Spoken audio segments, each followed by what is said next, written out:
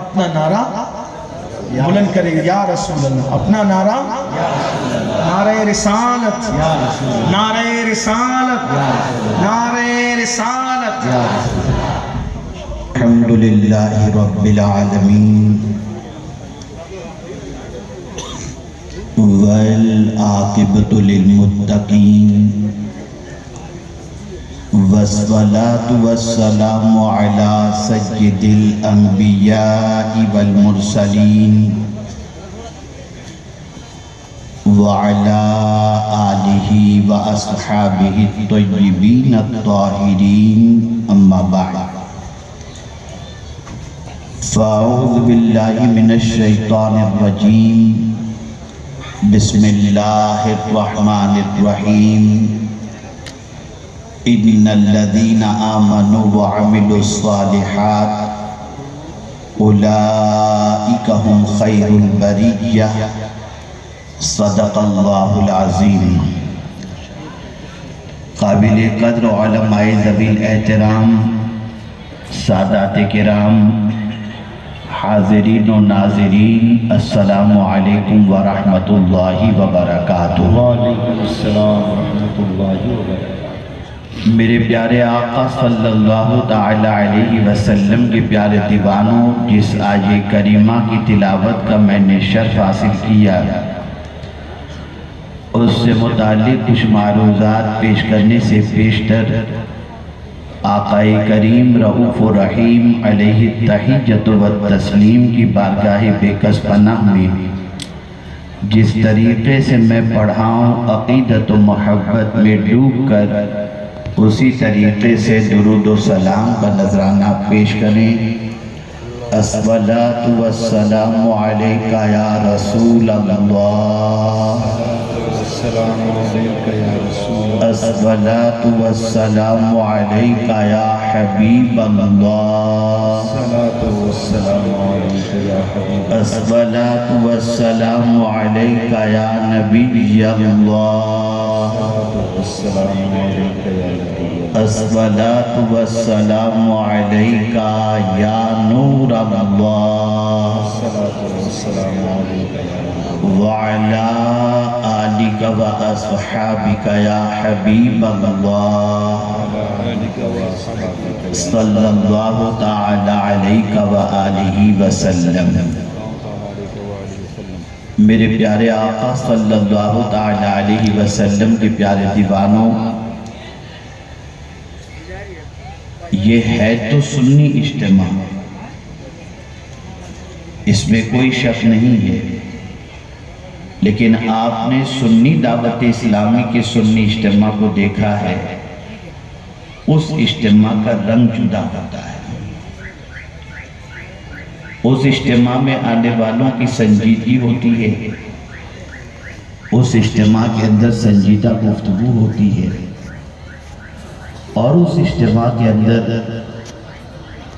روحانیت بھی ہوتی ہے. چہل پہل، اٹھک بیٹھک، لغویات وغیرہ سے وہ اجتماع الحمدللہ پاک ہوتا ہے. بہرحال آپ یہاں کافی دیر سے تشریف فرما ہیں. بہت ساری باتیں آپ نے پسند بھی کی ہوں گی، بہت ساری آپ کی سمجھ میں نہیں آئی ہوں گی، اور مجھ سے پیشتر محب گرامی حضرت مولانا سید امین القادری صاحب کا اصلاحی خطاب بھی آپ نے سماعت فرمایا. ان سے پیشتر محقق مسائل جدیدہ سے سوالات کے جوابات بھی آپ نے سماعت فرمائے، اور بلبل باغ مدینہ سے آپ نے نعتیں بھی سماعت فرمائیں.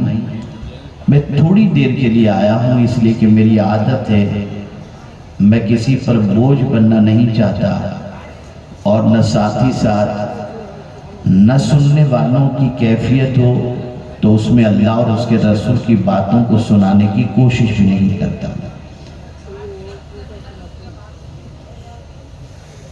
میں ایک سوال آپ سے پہلے پوچھوں گا، اس کے بعد میں اپنی گفتگو جو ہے وہ جاری رکھوں گا. پہلے یہ بتائیے، آپ سنجیدگی سے سننا چاہتے ہیں؟ جیسا جواب چاہیے ویسا لوگوں سے نہیں آ رہا ہے. آپ سنجیدگی سے سننا چاہتے ہیں؟ پوری توجہ کے ساتھ چھوٹے بچے اور دوسرے بچے خاموشی کا مظاہرہ کریں، اور اسی کے ساتھ ساتھ جو لوگ میلہ سمجھ کر کے آئے ہیں، سیر و تفریح کا سمجھ کر کے آئے ہیں، وہ اس سے پرہیز کریں۔ میں نے قرآن مقدس کی ایک آیت کریمہ کی تلاوت کا شرف حاصل کیا گیا، جس میں رب قدیر جل جلالہ مخلوق میں سب سے بہتر کون اس کا تذکرہ فرما رہا ہے۔ دنیا کا ہر انسان چاہتا ہے کہ میں بہتر بن جاؤں، کوئی اپنے لباس کی وجہ سے بہتر بننا چاہتا ہے، کوئی گاڑیوں کی وجہ سے بہتر بننا چاہتا ہے، کوئی بنگلوں کی وجہ سے بہتر بننا چاہتا ہے، کچھ مادی چیزوں کے ذریعے کوئی بہتر بننا چاہتا ہے، لیکن میرے کریم نے ایک ضابطہ عطا فرمایا، ایک دستور عطا فرمایا، اور اس نے واضح فرما دیا کہ مخلوق میں بہتر کون ہے۔ تو قرآن مقدس میں اللہ نے فرمایا ان الذین آمنوا وعملوا الصالحات اولئک هم خیر البریہ، بے شک وہ جو ایمان لایا اور جس نے نیک عمل کیا۔ یہ دو چیزیں کسی انسان کے پاس آ جائیں، ایمان کی دولت بھی آ جائے اور عمل صالح کا جذبہ بھی اس کے اندر پیدا ہو جائے، تو مخلوق میں اللہ عز و جل اسے بہتر بنا دیتا ہے، اسے عزت و سربلندی عطا کرتا ہے، اسے کامیابی اور کامرانی عطا کرتا ہے۔ وہ انسان دنیا کے انسانوں کے سامنے بھلے غربت کی چکی میں پیسا جا رہا ہو، اس کے جسم پر قیمتی لباس بھلے نہ ہوں، اس کے پاس رہنے کے لیے جھوپڑا بھلے ہو، اس کے پاس چلانے کے لیے سائیکل بھلے ہو، اگر اس کے پاس چٹائی ہی ہے، نرم گدا نہیں، لیکن اگر اس کے پاس یہ دو دولتیں موجود ہیں، ایمان اور عمل صالح، کسی انسان کے نزدیک وہ کمتر ہو سکتا ہے، لیکن میرے مولا کے نزدیک یہی سب سے بہتر انسان ہے۔ بہت اچھا، ماشاءاللہ۔ میرے پیارے آقا صلی اللہ علیہ وسلم کے پیارے دیوانوں، مسلمان کے پاس ایمان کی دولت تو کسی حد تک ہے، اور مسلمان اپنے آپ کو مومن ضرور کہتا ہے، لیکن اگر اس کی زندگی میں جھانک کر کے دیکھا جائے، بلکہ اگر میں یہ کہوں تو غلط نہ ہوگا، اتنا بڑا مجمع ہے، اس مجمع کے اندر اگر آپ تلاش کریں اور پوچھیں لوگوں سے کہ آپ میں سے کتنے لوگ ایسے ہیں جنہوں نے مغرب کی نماز ادا کی ہے، جنہوں نے عصر کی نماز ادا کی ہے، جنہوں نے عشاء کی نماز ادا کی ہے، یا عشاء نہیں پڑھے تو گھر جا کر پڑھنے کا جنہوں نے عہد کیا ہو یا ارادہ کیا ہو، تو آپ محسوس کر سکیں گے کہ ایسے برائے نام کچھ ملیں گے، نہ نماز کا ٹھکانہ ہے، نہ وضو کا ٹھکانہ ہے، نہ پاکی کا ٹھکانہ ہے، نہ استنجا کے سلسلے میں کوئی مسائل کی واقفیتیں، کچھ بھی نہیں، بلکہ جب گاؤں میں جلسہ ہوتا ہے تو یہ سمجھتے ہیں چلو بڑا میلہ لگا ہے، تفریح کر کے آ جاتے ہیں۔ اور اگر آپ اس نیت سے نہیں آتے تو پھر آپ کی زندگیاں بدلتی کیوں نہیں ہیں؟ آپ نمازی کیوں نہیں بن جاتے؟ آپ دین کیوں نہیں سیکھتے؟ آپ اللہ کے بتائے ہوئے راستے پر کیوں نہیں چلتے؟ آپ گناہوں سے توبہ کیوں نہیں کرتے؟ آپ گندی پکچریں دیکھنا کیوں نہیں چھوڑتے؟ پتہ چلا سدھرنے کی نیت سے آنے کا جذبہ ہی کم ہے، تفریح کی نیت سے آنے کا جذبہ الا ماشاءاللہ۔ میں سب کی بات نہیں کرتا، اور اللہ میری بدگمانی کو بھی معاف فرمائے، آپ اچھی نیت سے بھی آتے ہوں گے، ثواب کی نیت سے بھی آتے ہوں گے، لیکن آج میں آپ کو بتانا چاہتا ہوں اے رسول اعظم کے دیوانوں، حالات ہمیں جگا رہے ہیں، ماحول ہمیں جگا رہا ہے، اور ہماری پریشانیاں، ہماری مصیبتیں، ہماری تکلیفیں یہ ہماری معصیت کی وجہ سے ہے۔ ایک جملہ آپ کی سماعتوں کے حوالے کرتا ہوں، ذہن میں رکھیے گا، علماء سے اصلاح کی غرض سے سننے کی گزارش کرتا ہوں۔ مصیبت پہلے نہیں آتی، پہلے معصیت پھر مصیبت۔ پہلے معصیت پھر مصیبت، پہلے انسان گناہ کرتا ہے پھر مصیبت آتی ہے۔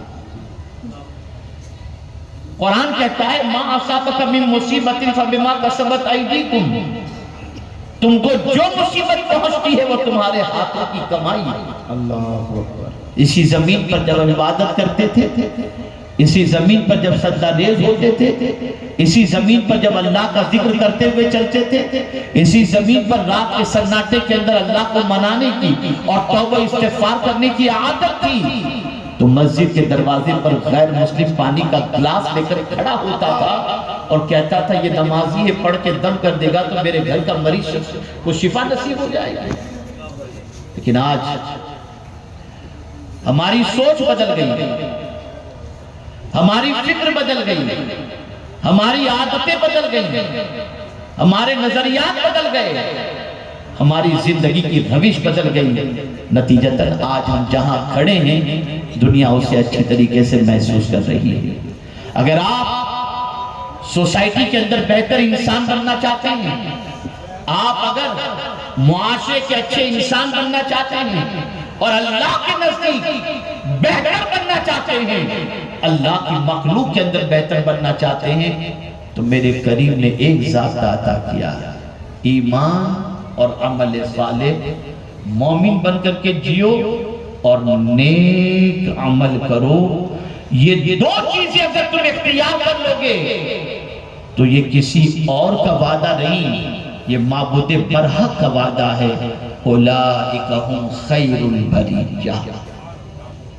اے رسول رحمت صلی اللہ علیہ وسلم کے دیوانوں، ہم چاہتے ہیں کہ گناہ کریں اور دنیا عزت دے، ہم چاہتے ہیں کہ آوارگی کریں اور دنیا عزت دے، ہم چاہتے ہیں دین کے راستے سے ہٹ کر کے چلیں اور دنیا عزت دے، کبھی عزت نہیں مل سکتی۔ یاد رکھیں، کانٹے کا بیج بو کر کے گلاب کی امید رکھنا یہ حماقت کے علاوہ اور کچھ نہیں ہے۔ گلاب کا بیج بو گے تو گلاب نکلے گا، کانٹے کے بیج بونے کے بعد گلاب کی امید نہیں رکھی جا سکتی۔ میں جب کبھی جھارکھنڈ کی سرزمین پر، بہار کی سرزمین پر، بنگال کی سرزمین پر اور یوپی کی سرزمین پر آتا ہوں تو میں بہت بھولے بھالے چلبلے نوجوانوں کی ایک بڑی تعداد دیکھتا ہوں جو بیچارے دین کے نام پر آ جاتے ہیں، لیکن ان کو نہ بات کرنے کا شعور ہوتا ہے، نہ بیٹھنے کا شعور ہوتا ہے، نہ ہاتھ ملانے کا شعور ہوتا ہے، نہ ان کے پاس کوئی تعلیم ہوتی ہے، بس آ کر کے بیٹھ جاتے ہیں، اچھی بات لگی تو کچھ گناہوں سے توبہ کر لی، اور اگر کوئی بات سمجھ میں نہیں آئے تو بڑا مزہ آیا، پھر ہنستے کھیلتے موج مستی کرتے ہوئے چلے جاتے ہیں۔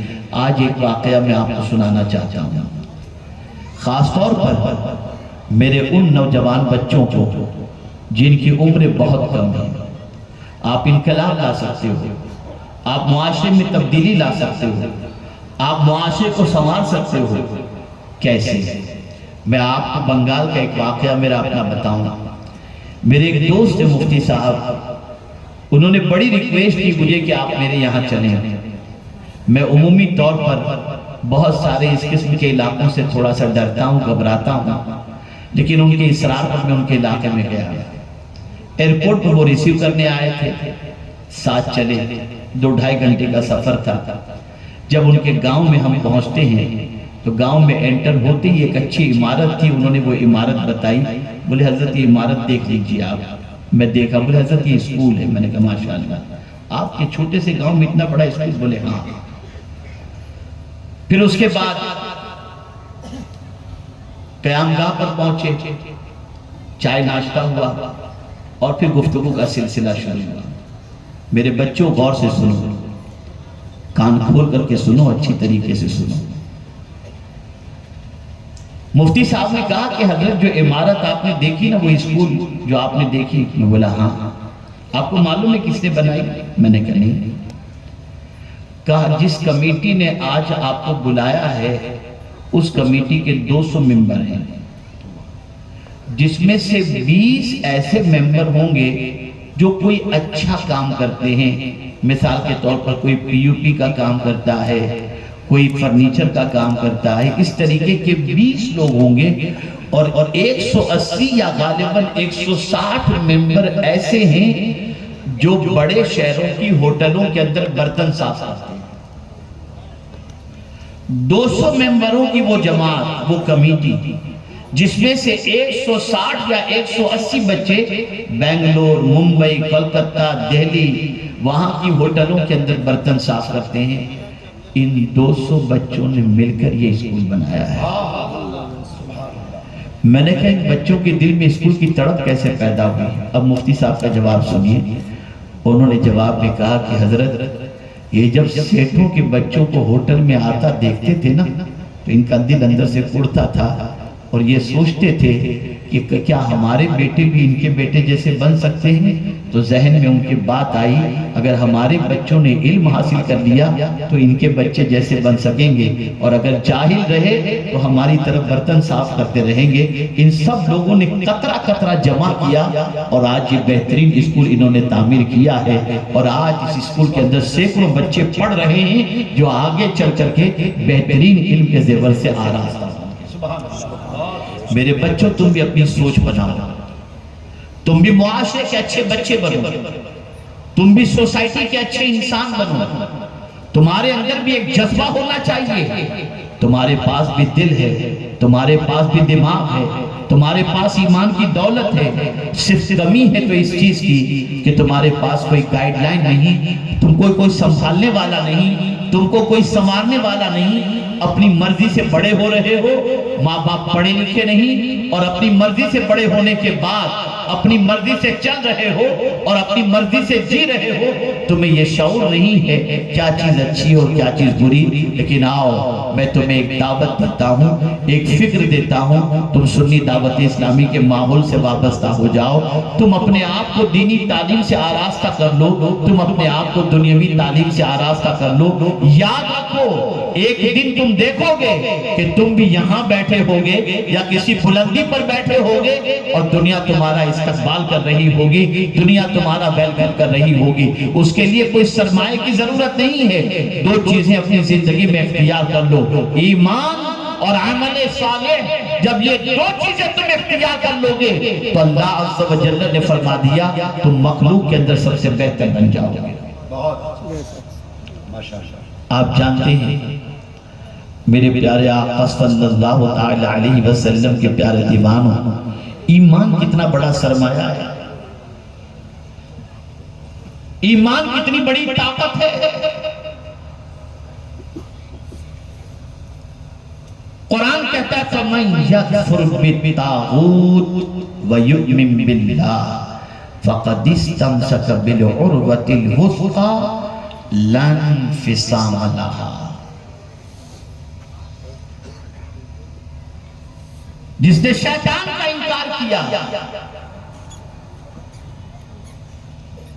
اور اللہ پر ایمان لے آیا، اس نے بہت مضبوط گرہ کو تھام لی. لن انفصام لہا، یہ گرہ کبھی کھلے گی نہیں. مفسرین فرماتے ہیں کہ ایک کلمہ پڑھنے والے کے لیے ایمان سے بڑا دوسرا کوئی سہارا نہیں ہو سکتا. ایمان اتنا بڑا سہارا ہے کہ جب کوئی ایمان کو اختیار کر لیتا ہے اور اللہ پر کامل بھروسہ کرنے لگ جاتا ہے تو پھر میرے رب کی شان یہ ہے کہ قدم قدم پر میرا مولا اس کی مدد کرتا ہے اور اس کی توکل کو پروردگار جل جلالہ پورا کرتا ہوا نظر آتا ہے. لیکن ہمارا حال یہ ہے ہم سب پر تو بھروسہ کرتے ہیں، رب پر بھروسہ نہیں کرتے. ہمارا حال یہ ہے کہ اگر ڈاکٹر ہم سے کہہ دے کہ یہ دوائی کھاؤ گے، یہ چیز کھاؤ گے تو مر جاؤ گے، زندگی پر ہاتھ نہیں لگاتے. اگر ہمیں ڈاکٹر کہہ دے روزانہ اتنا چلنا پڑے گا ورنہ شوگر تمہاری ہائی ہو جائے گی اور تمہارا پیر کاٹنا پڑے گا یا آنکھوں کی روشنی چلی جائے گی، ہم ڈاکٹر کی بات مان لیتے ہیں. حیرت کی بات ہے جس کا کلمہ پڑھتے ہیں، جس کو معبود مانتے ہیں، اس کی بات ماننے کو تیار نہیں، اس کا ارشاد سننے کو، اس کے ارشاد پر عمل کرنے کو تیار نہیں. اے رسول اعظم صلی اللہ علیہ وسلم کے دیوانوں، اللہ پر کامل بھروسہ رکھو. اور بڑی پیاری بات کسی نے کہی ہے، راستہ ایک ہی تھا، فرعون بھی گزرا، موسیٰ بھی گزرے. راستہ ایک ہی تھا، فرعون بھی گزرا، موسیٰ بھی گزرے. فرعون ڈوب گیا، موسیٰ نکل گئے. وجہ کیا تھی؟ تو فرعون کو راستے پر بھروسہ تھا، موسیٰ کو خدا پر بھروسہ تھا۔ اے رسول اعظم صلی اللہ علیہ وسلم کے دیوانوں، میرا رب تمہاری ہر جگہ مدد کرنے کو تیار ہے۔ وہی تو ہے جو ماں کے شکم کے اندر ہمیں روزی پہنچاتا ہے اور ہمیں زندگی عطا کرتا ہے۔ اے رسول اعظم صلی اللہ علیہ وسلم کے دیوانوں، اس سے اپنے تعلق کو مضبوط کرو، اس سے اپنے رشتے کو مضبوط کرو، اور یاد رکھو جب کوئی بندہ اپنے وجود کو اس کی بارگاہ کے اندر جھکا دیتا ہے تو پھر اللہ عز و جل اسے اتنا اٹھاتا ہے کہ اس بلندی تک کوئی دوسرا پہنچ نہیں سکتا۔ ہم نے سجدہ چھوڑ دیا، اس کی بارگاہ میں جھکنا چھوڑ دیا، تو کاسے گدائی لے کر در در کی ٹھوکریں کھاتے ہوئے نظر آتے ہیں۔ آج مجھے بتائیے وہ کون سا گناہ ہے جو رات کے سناٹے میں یا دن کے اجالے کے اندر مسلمان کرتا ہوا نہیں دکھائی دیتا؟ آپ مجھے بتاؤ۔ آج تو 14 سال کا لڑکا 18 کی عمر تک پہنچنے تک خالی ہو جاتا ہے، اس لائق بھی نہیں رہتا کہ وہ شادی کر سکے۔ آج آپ دیکھو گندی پکچروں کو دیکھ دیکھ کر آج کا جوان برباد ہو گیا ہے۔ بلکہ اللہ معاف فرمائے، یہ جوانوں ہی کا مسئلہ نہیں ہے، یہ تو شادی شدہ لوگ بھی اور بڑی عمر والے بھی آج کل نہ جانے کیا کیا دیکھتے ہوئے نظر آتے ہیں۔ کیا ہو گیا ہے؟ حضرت بایزید بسطامی علیہ رحمہ کے پاس ایک شخص آیا اور اس نے آ کر کے کہا، حضور تقریباً گناہوں سے اللہ نے مجھے توبہ کی توفیق عطا فرما دی، لیکن ایک گناہ ایسا ہے جس سے میں بچ نہیں پاتا۔ حضرت بایزید بسطامی علیہ رحمہ نے اس سے پوچھا، نہیں وہ کون سا گناہ؟ وہ خود ہی کہہ اٹھتا ہے، حضور راستے میں کسی عورت یا لڑکی کو چلتے ہوئے دیکھتا ہوں تو میری نگاہ خطا کھا جاتی ہے، میں اسے گھورنے لگتا ہوں، اس گناہ سے میں نہیں بچ پاتا، مجھے کوئی نسخہ عطا فرمائیں۔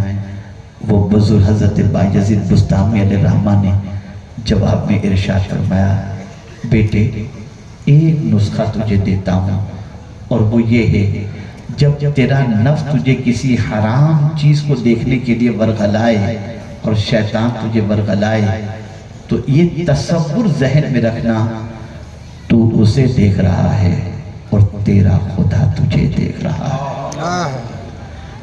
وہ شخص جب یہ سنتا ہے، سننے کے بعد چلا گیا، 15 دن کے بعد پلٹ کر کے آیا تو بایزید بسطامی سے کہتا ہے، حضرت خدا دیکھ رہا اور میں حرام کاری کروں، مجھ سے نہیں ہو پاتا، مجھے اللہ نے توبہ کی توفیق عطا فرما دی۔ اب جب بھی نگاہ اٹھتی ہے تو قرآن دیکھنے اٹھتی ہے، حلال چیزوں کو دیکھنے کے لیے اٹھتی ہے، ماں باپ کو محبت و شفقت سے دیکھنے کے لیے اٹھتی ہے۔ ظالموں خدا دیکھ رہا ہے اور ہم پاپ کر رہے ہیں، خدا دیکھ رہا ہے ہم برائی کے دہلیز پر جا رہے ہیں۔ آج آپ دیکھو، اندازہ لگاؤ ہماری قوم کے نوجوان کہاں ملیں گے، کیا کرتے ہوئے ملیں گے، بدل ڈالو۔ اور اے نوجوانوں، تمہاری ذمہ داری صرف خود کے سنورنے کی نہیں ہے، بلکہ تمہاری ذمہ داری یہ بھی ہے کہ تمہیں پتہ چلے کہ کوئی غلط راستے پر جا رہا ہے، پکڑو اسے، بٹھاؤ، ڈراؤ اللہ سے، سمجھاؤ اسے، اور سن لو جس کسی کو تم نے سمجھایا اور تمہارے سمجھانے کے بعد وہ برائی کی دہلیز پر جانے سے بچ جاتا ہے اور برائی سے توبہ کر لیتا ہے، تو مصطفیٰ پیارے صلی اللہ علیہ وسلم کا فرمان ہے، کل بروز قیامت جب اس بندے کو جنت میں اللہ جانے کا حکم دے گا تو وہ بندہ کہے گا، مولا میں تو گنہگار تھا، سیاہکار تھا، فلاں میرے دوست نے مجھے سیدھا راستہ دکھایا، مولا آج میں اکیلا جنت میں نہیں جاؤں گا، میرے اس دوست کو بھی اپنے ساتھ لے کر کے جنت میں جانا چاہتا ہوں۔ مسلمانوں، یہ تمہاری ذمہ داری تھی، یہ تمہاری رسپانسبلٹی تھی، یہ تمہارا فرض تھا۔ اگر ہم نے یہ فرض نبھایا ہوتا تو ہمارے بچے آوارہ نظر نہ آتے، ہمارے بچے بدکرداری کے اندر نظر نہ آتے، لیکن ہم نے یہ ذمہ داری ترک کر دی اور اس کو ذمہ داری محسوس ہی نہیں کی، نتیجتاً ہمارا معاشرہ بگڑ رہا ہے۔ میں ان ماں باپ سے بھی کہنا چاہتا ہوں جو ماں باپ کیئرلیس ہیں اور اپنے بچوں سے لاپرواہی کا اس طریقے سے مظاہرہ کرتے ہیں کہ اپنے بچے کی یہ فکر نہیں رکھتے کہ میرے بچے کی عادت اچھی ہو، میرا بچہ 10 کے درمیان بیٹھے تو عزت سے دیکھا جائے۔ نہیں، آج کل ماں باپ کا معاملہ یہ ہو گیا، بچے پیدا کیے چھوڑ دیا، اللہ اکبر، خود سے بڑے ہو رہے ہیں، کوئی تربیت نہیں، کوئی ڈسپلن نہیں۔ آپ جانتے ہیں ایک واقعہ میں آپ کی سماعتوں کے حوالے کروں، غالباً میں جرمنی سے آ رہا تھا، فلائٹ کے اندر بیٹھا ہوا تھا، میرے بازو میں ایک فیملی بیٹھی ہوئی تھی، اس فیملی کے اندر ایک خاتون، اس کا شوہر اور ایک ننھا سا بچہ تھا، اور چائلڈ میل ماں نے منگوایا، بچے کا کھانا فلائٹ کے اندر۔ بچے کا جیسے ہی کھانا آیا، ماں نے بچے کے لیے لقمہ بنایا، ایک لقمہ منہ میں رکھنے سے پہلے بچے سے کہتے بیٹے بولو بسم اللہ، بچہ بولتا بسم اللہ، بچے کے منہ میں ماں لقمہ رکھتی، اس کے بعد بچے سے ماں کہتی بول بیٹا الحمدللہ، تو بیٹا کہتا الحمدللہ۔ ایک ایک لقمے پر ماں بسم اللہ شریف بھی پڑھا رہی ہے اور الحمدللہ بھی کہلا رہی ہے۔ میرے اندر سیکھنے کا جذبہ ہے، میں جاننا چاہا کہ آخر اس کی وجہ کیا ہے۔ میں نے بچہ جب کھانا کھا چکا اور ماں کھلا چکی تو میں نے اس بچے کے باپ سے پوچھا کہ ذرا اپنی بیگم سے یہ پوچھ کے مجھے بتائیں کہ یہ بہن جو ہے وہ اپنے بچے کو ہر لقمے پر بسم اللہ اور الحمدللہ کیوں پڑھا رہی ہے؟ تو اس عورت نے میری بات سمجھ لی، اس کا شوہر جواب دے اس سے پہلے عورت جواب دیتی ہے۔ حضرت معاملہ سب سے بڑا یہ ہے، میں دیکھ رہی ہوں کہ آج کا مسلمان ٹنوں کھا لیتا ہے، نہ بسم اللہ پڑھتا ہے نہ الحمدللہ پڑھتا ہے، تو میں اپنے بچے کو ہر لقمے پر اس لیے بسم اللہ پڑھا رہی ہوں اور ہر لقمے پر الحمدللہ اس لیے کہلا رہی ہوں تاکہ بڑا ہونے کے بعد شروع میں تو کم از کم ایک بار بسم اللہ پڑھ لے اور آخر میں تو ایک بار الحمدللہ پڑھ لے۔ اس ماں کی عظمتوں کو سلام جو ماں اپنے بچے کی تربیت میں اتنی فکر کرتی ہے۔ لیکن آج کی مائیں سیریل دیکھ رہی ہیں، بچہ دودھ کے لیے رو رہا ہے، ماں کو فکر نہیں ہے، ٹہلنے کے لیے نکل رہی ہے، بچہ تڑپ رہا ہے، ماں کو فکر نہیں ہے، باپ کمانے کے لیے نکل رہا ہے، بچہ تڑپ رہا ہے، باپ کو فکر نہیں ہے۔ سن لو حدیث مصطفیٰ صلی اللہ علیہ وسلم ہے، کلکم راعی وکلکم مسئول عن رعیتہ۔ یاد رکھو ہر بچے کے بارے میں اس کے ماں باپ سے قیامت کے دن پوچھا جائے۔ کیا آپ نہیں چاہتے کہ آپ کے اس علاقے کے بچے، آپ کے بچے ایسے بن کر کے یہاں سے نکلیں کہ پوری دنیا میں ان کا نام ہو؟ کیا آپ نہیں چاہتے کہ 10 کے درمیان آپ کا بچہ بیٹھے تو آپ کے بچے کو عزت کی نگاہ سے دیکھا جائے؟ اگر آپ چاہتے ہیں تو آپ اس کے لیے وقت دیجئے، اس کے پیچھے ٹائم صرف کیجئے۔ یاد رکھیں میرے پیارے آقا صلی اللہ تعالی علیہ وسلم کے پیارے دیوانوں، امام غزالی رحمت اللہ تعالی علیہ یہاں تک فرماتے ہیں کہ اپنے بچوں کو کھانے پینے کے آداب بھی سکھانا یہ بھی ماں باپ کی ذمہ داری ہے۔ سکھاتے ہیں، خود ہی کو نہیں معلوم تو کیا سکھائیں؟ کیسے سکھائیں؟ اب اگر کوئی یہ تصور کرتا ہو مولانا آپ کہہ رہے ہیں لیکن ہمارے یہاں تو مسئلہ یہ ہے کہ کل کیا ہمیں کھانا ہے اس کی فکر ہے، اب یہ ساری چیزیں کہاں سے کریں؟ تو میں آپ کو بتاؤں غربت اتنی بھی نہیں ہے جتنی رسول اعظم صلی اللہ علیہ وسلم کے دور پاک کے اندر صحابہ کے اندر تھی۔ آپ ذرا سوچو، غزوہ احد میں شہید ہونے والے صحابہ کے پاس کفن بھی پورا نہیں تھا۔ آپ جانتے ہیں کہ آج سید الشہداء سیدنا امیر حمزہ رضی اللہ تعالی عنہ، حضرت مصعب ابن عمیر، حضرت عبداللہ ابن جحش رضی اللہ تعالی عنہ کا جہاں مزار اقدس موجود ہے، ان کی تدفین کے لیے کیا چیز تھی؟ ایک چادر، اوپر کا حصہ ڈھانکا جاتا تو نیچے کا حصہ کھلا رہتا تھا، اور نیچے کا حصہ ڈھانکا جائے تو اوپر کا حصہ کھلا رہتا تھا۔ آج مسلمان دنیا میں کہیں بھی مرے اسے پورا کفن تو مل جاتا ہے، لیکن اس وقت یہ بھی نہیں تھا۔ لیکن آپ جانتے ہیں آقا کریم صلی اللہ علیہ وسلم کے وہ صحابہ جو غربت کی اتنی چکی میں پیسے جا رہے تھے، لیکن باوجود ایمان کا وہ پہاڑ تھے کہ دنیا ان کے نام سے کل بھی لرزتی تھی اور آج بھی لرزتی بھی نظر آتی ہے۔ غربت کسی چیز میں رکاوٹ نہیں بنتی۔ خود میرے آقا صلی اللہ علیہ وسلم کی حیات طیبہ تو دیکھیں، اللہ اکبر۔ میں اکثر کہا کرتا ہوں، ایک غریب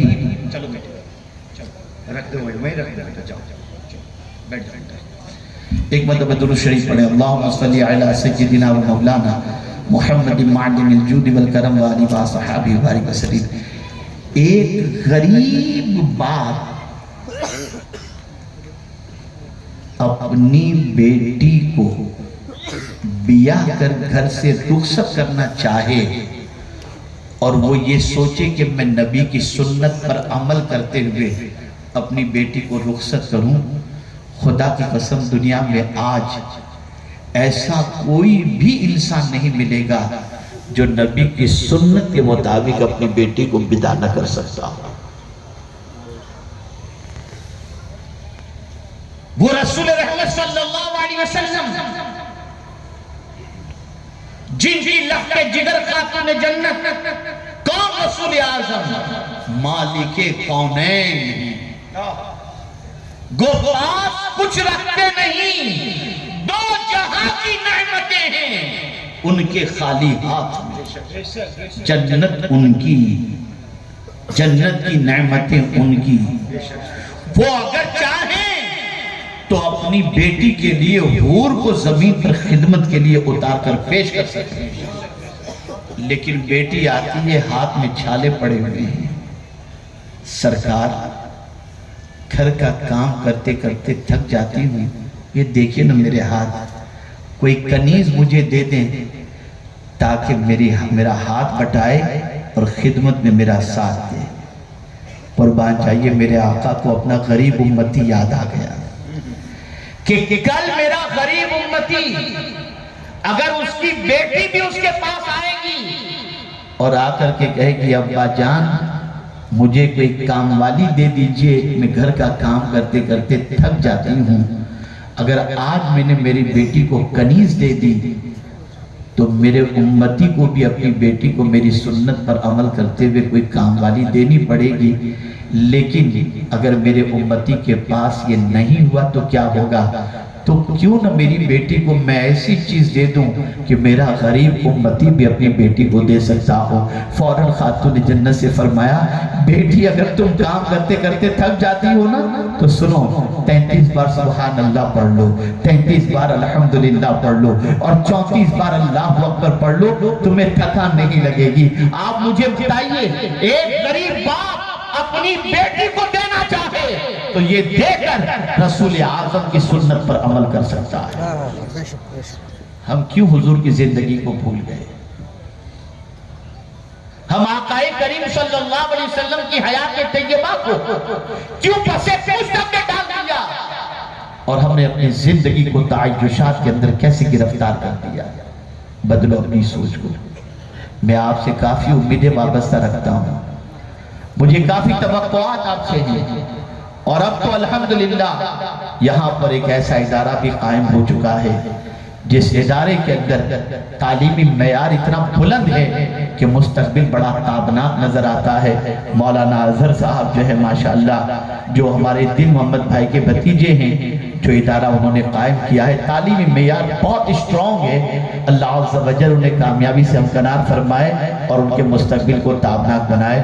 بچوں پڑھو، چھوڑ دو گناہ سے اپنے تعلق کو، چھوڑ دو گناہ سے رشتے کو، چھوڑ دو اپنے آپ کی زندگی کو بربادی کے راستے پر لے جانے کے لیے۔ آپ جانتے ہیں ایک 6 سال کا ننھا سا بچہ اپنی ماں کو جب دیکھتا ہے کہ وہ چولہا جلا رہی ہے تو ماں کو یہ کام کرتے دیکھ کر اس کی آنکھوں سے آنسو آ جاتے ہیں، رونے لگتا ہے، گریہ و زاری میں اتنا گرفتار ہو جاتا ہے جس کی کوئی انتہا نہیں، بلک بلک کر کے وہ رو رہا ہے۔ ماں نے پوچھا بیٹے کیا غلطی ہو گئی کہ تو رو رہا ہے؟ تیری عمر تو ابھی بہت چھوٹی ہے، 6 سال کا بچہ تو اتنا رو رہا ہے۔ ماں آج میں نے تجھے دیکھا کہ چولہا جلانے کے لیے بڑی لکڑیوں کو تو نے پہلے آگ میں نہیں ڈالا، پہلے تو نے چھوٹی چھوٹی لکڑیوں کو ڈالا۔ اگر قیامت میں اللہ جہنم کی آگ کو جلانے کے لیے اگر مجھ جیسے چھوٹے بچے کو پہلے ڈالے گا تو کیا ہوگا؟ اس تصور نے مجھے بے چین کر دیا ہے۔ یہ چھوٹے سے بچے تھے، یہ ننھے سے بچے تھے۔ ابھی کل ہی میں نے اپنی گفتگو میں ایک بات بتائی، حضرت بایزید بسطامی رحمت اللہ تعالی علیہ والد بچپن میں انتقال کر گئے، 6 سال کی عمر ہے۔ ماں کو کسی نے بتایا کہ فلاں مدرسے میں مولانا بہت اچھے بزرگ صفت ہیں، اپنے بچے کو وہاں داخلہ دلا دو، تمہارا بچہ کچھ بن جائے گا۔ ماں ہاتھ پکڑتی ہے، بچے کو لے کر جاتی ہے۔ بزرگ عرض کرتی ہے کہ ان کے والد کا انتقال ہو گیا ہے اور میں اسے لے کر آپ کی خدمت میں اس لیے حاضر ہوئی ہوں کہ آپ کا بڑا نام میں نے سنا ہے، میں بس یہ چاہتی ہوں کہ میرا بچہ ولی بن جائے۔ کیا تمنا تھی ماں کی! آج کی مائیں اپنے بچوں کو ڈانسر بنانا چاہتی ہیں، وہ ماں کتنی عظمت والی جو اپنے بچے کو ولی بنانا چاہتی ہے۔ ماں نے یہ کہا اور کہا میرے بیٹے کو گھر مت بھیجیے گا حضور، گھر آئے گا تو اس کا گھر میں دل لگ جائے گا، تعلیم کا نقصان ہوگا، اسے حضور آپ کے پاس رکھیے۔ بچہ رہنے لگا۔ بایزید بسطامی 6 سال کی عمر میں پڑھنے کے لیے گئے، رک گئے۔ وقت گزرتا گیا، ماں کی یاد تڑپانے لگی۔ ننھے سے بچے کی عمر ہوتی، ننھے سے بچے کو ماں کی یاد نہیں آئے گی تو کس کی یاد آئے گی؟ رات کے سناٹے میں رو رو کر اپنی رات گزارنے والا یہ بچہ 6 مہینے کا عرصہ گزر جاتا ہے، پریشان ہوتا ہے کہ 6 مہینے ہو گئے میں نے اپنی ماں کا چہرہ نہیں دیکھا۔ روتے ہوئے اپنے استاد کے پاس بایزید پہنچتے اور عرض کرتے ہیں حضور مجھے ایک دن کی صرف اجازت دیجئے، میں جاؤں گا، ایک رات ماں کے ساتھ گزار کر میں واپس آ جاؤں گا، مجھے ایک دن کی اجازت دیجئے۔ آنکھوں میں آنسو دے کر استاد کا دل موم ہو گیا۔ ارشاد فرمایا جاؤ بیٹے میں اجازت دیتا ہوں لیکن ایک دن سے زیادہ مت رکنا۔ بچے نے کہا ٹھیک ہے۔ بایزید گھر پر گئے، دروازے پہ دستک دی، ماں ماں کر کے آواز دے رہے ہیں، اندر سے کوئی جواب نہیں آ رہا ہے۔ پہلی بار آواز دی، اندر سے کوئی جواب نہیں آیا۔ دوسری بار آواز دی، کوئی جواب نہیں آیا۔ تیسری بار ذرا بلند آواز سے کہا ماں، اندر سے آواز آئی کون؟ بایزید نے کہا کہ تمہارا بیٹا بایزید۔ اتنا سننا تھا کہ ماں نے اندر سے کہا میرا بایزید ابھی نہیں آ سکتا، میرا بایزید اس وقت آئے گا جب وہ ولی بن چکا ہوگا۔ جب ماں نے یہ کہا اور دروازہ نہیں کھولا، بایزید روتے ہوئے واپس مدرسے چلے گئے۔ 16 سال تک اپنی ماں کے پاس نہیں آئے اور انہوں نے مدرسے میں علم حاصل کیا۔ 16 سال کے بعد ایک رات حضرت بایزید بسطامی کے استاد گرامی کو اللہ اکبر رسول رحمت صلی اللہ علیہ وسلم خواب میں تشریف لائے۔ ارشاد فرمایا سنو تمہارے پاس یہ نوجوان جو پڑھ رہا ہے نا بایزید، مبارکباد اسے پیش کرو، ہم نے اسے ولایت کبریٰ کا تاج عطا کر دیا ہے۔ اللہ اکبر۔ استاد نے بچے کو بلایا، سینے سے لگایا اور فرمایا تم مکمل ہو چکے، اب تم جا سکتے ہو۔ پلٹ کر گھر پہ گئے۔ 16 سال کے بعد ماں کے پاس جا رہے ہیں، دروازے پہ دستک دی۔ پہلے ہی بار دروازے پہ دستک دیتے ہی ماں نے اندر سے پوچھا کون؟ کہا تیرا بایزید۔ دروازہ کھولا، بیٹے کو دیکھا، مونچھیں نکل آئی تھی، جوان سال کھڑا تھا۔ ماں نے سینے سے لگایا اور کہا بیٹے مجھے خوشی ہے کہ تم نے اپنی منزل پا لی اور جس مقام پر میں تجھے دیکھنا چاہتی تھی اس مقام پر تم پہنچ گئے۔ اس کے بعد ماں نے دعا کے لیے ہاتھ اٹھائے اور کہا اے میرے پروردگار میری تو نے ایک تمنا تو پوری فرما دی کہ میرے بیٹے کو تو نے ولایت کبریٰ کے مقام پر فائز فرما دیا، بس اب میری کوئی اور تمنا نہیں، بس ایک ہی تمنا ہے تیری بارگاہ میں ایمان کے ساتھ آ جاؤں۔ یہ کہتے ہی روح پرواز کر جاتی ہے اور ان کی ماں اس دنیا سے کچھ کر جاتی۔ وہ مائیں تھی جن کو اپنے بچے کی تربیت کی اتنی فکر تھی۔ نادانوں تمہارا بچہ گلیوں کے اندر گلی ڈنڈے کھیل رہا ہو تمہیں اس کی فکر نہیں ہوتی، ننگا ناچ کر رہا ہو تمہیں اس کی فکر نہیں ہوتی، ڈانس کر رہا ہو تمہیں اس کی فکر نہیں ہوتی، تم کب اپنے بچوں کے بارے میں فکر مند ہوگے؟ بدلو اپنی سوچ کو، بدلو اپنے افکار و نظریات کو، ایک اچھا انسان بناؤ، ایک اچھا مسلمان بناؤ، خود بھی پرفیکٹ بنو، اپنی اولاد کو بھی پرفیکٹ بناؤ، اور دو چیزیں اگر تم نے اختیار کر لی تو اللہ مخلوق کے اندر تم کو ممتاز پوزیشن عطا فرما دے گا، اور وہ دو چیزیں یہ ہیں ایمان اور عمل صالح۔ عمل صالح سے مراد عبادات، معاملات اور اخلاق۔ इबादत में भी तुम पंक्चुअल, मुआमलात के अंदर भी तुम पंक्चुअल हो जाओ, और इसी के साथ तुम्हारे अखलाक भी अच्छे हों। एक चीज नहीं कि 5 वक्त की नमाज भी पढ़ो, जैसा कि आज होता है कि बहुत सारे नमाज भी पढ़ते हैं, 5 वक्त की नमाज पढ़े और रात को जाकर के गाने देख रहे हैं, गजलें देख रहे हैं, पिक्चर देख रहे हैं। हज करके आए, कोई जिंदगी में फर्क नजर नहीं आता। तो ऐसा नहीं, एक जमाना भी था ना, आपको याद होगा या मेरी उम्र के जो लोग होंगे उन्हें याद होगा कि अगर किसी मोहल्ले का कोई शख्स हज करके आ जाता और मोहल्ले में कभी झगड़ा होता था ना, तो लोग कहते थे हाजी साहब जो कह देना वो फाइनल, जो हाजी साहब कहते हैं। और आज हज के नाम पे पैसे लूटे जा रहे हैं, टूर वाला गायब हो रहा है। जरा देखो क्या हो रहा है, कहां चले गए हैं। हम जब बिगड़ गए तो हमारे हालात बिगड़ गए, हम जब सही थे तो हमारे हालात भी सही थे। हमें संवरने की जरूरत है, हमें सीधे रास्ते का मुसाफिर बनने की जरूरत है, हमें गुनाहों से रिश्ता तोड़ने की जरूरत है। आज इतनी बड़ी तादाद में आप आए हो, अगर नबी से सच्ची मोहब्बत है तो आज एक वादा करके उठो, एक इरादा करके उठो, इंशाअल्लाह एक वक्त की नमाज कभी कज़ा नहीं करोगे, एक वक्त की नमाज भी कभी कज़ा मत करो। मुझे यहाँ एक बात याद आती है, मैं आपको बताऊं, अल्लाह अकबर। मेरे एक दोस्त हैं, उन्होंने मुझसे एक मर्तबा कहा कि हजरत बचपने से मेरे बाप बाप ने मुझे नमाज का आदी बनाया है, लेकिन मैंने आज से कुछ दिनों पहले जो फज्र की नमाज पढ़ी ना, उस नमाज जैसी लज्जत मुझे जिंदगी में कभी नहीं मिली। तवज्जो चाहो, उस नमाज जैसी लज्जत मुझे कभी नहीं मिली। मैंने कहा ऐसी क्या खुसूसियत है, मुझे भी बताओ। उन्होंने कहा मेरी आंख खुली तो मैंने घड़ी में देखा कि तुलुए आफताब के अंदर 7 या 8 मिनट बाकी थे। मैंने सोचा यार मैं अभी उठूंगा, इस्तिंजा करूंगा, वुजू करूंगा, इतने में तो वक्त चला जाएगा, चलो यार सो जाता हूँ, नींद कहाँ खराब करता हूँ। अब नमाज यूं भी कज़ा होने वाली है तो नींद अच्छी तरीके से हो जाए। लेकिन एक ख्याल ने मुझे बिस्तर से उठने पर मजबूर किया, और वो ख्याल ये था, अचानक मुझे हुजूर की हदीस याद आ गई कि मेरे आका फरमाते हैं नमाज में मेरी आंखों की ठंडक है। बस मेरे दिल ने कहा अगर मैं उठ के नमाज पढ़ लूंगा ना तो हुजूर की आंखों को ठंडक पहुंचेगी। मैं जल्दी से उठा, जल्दी मैंने वुजू किया और 2 फर्ज ही मैंने अदा कर ली ताकि मेरी नमाज कज़ा न होने पाए। यकीन जाने उस नमाज की लज्जत में आज तक नहीं भूल सका, जिस नमाज के बारे में मेरे जहन में ये तसव्वुर आया कि नमाज हुजूर की आंखों की ठंडक है। आप मुझे बताओ, नमाज कज़ा करते हो, हुजूर की आंखों को ठंडक नहीं पहुंचा रहे हो। अगर तुम हुजूर की आंखों को ठंडक पहुंचाओगे ना तो हुजूर तुम्हारी पूरी जिंदगी को सुकून से भर दिया करेंगे। कितने ताज्जुब की बात है, जो रसूल पूरी रात अपनी उम्मत के लिए रोते रहे, आज उसी रसूल के उम्मती पूरी रात गंदी पिक्चर देखने में खर्च कर जाए। क्या करते हैं? सुन्नी दावत इस्लामी का इज्तिमा तफरीह के लिए नहीं होता, सुन्नी दावत इस्लामी का इज्तिमा नामवरी के लिए नहीं होता, सुन्नी दावत इस्लामी का इज्तिमा भीड़ भाड़ इकट्ठा करने के लिए नहीं होता, शोहरत के लिए नहीं होता।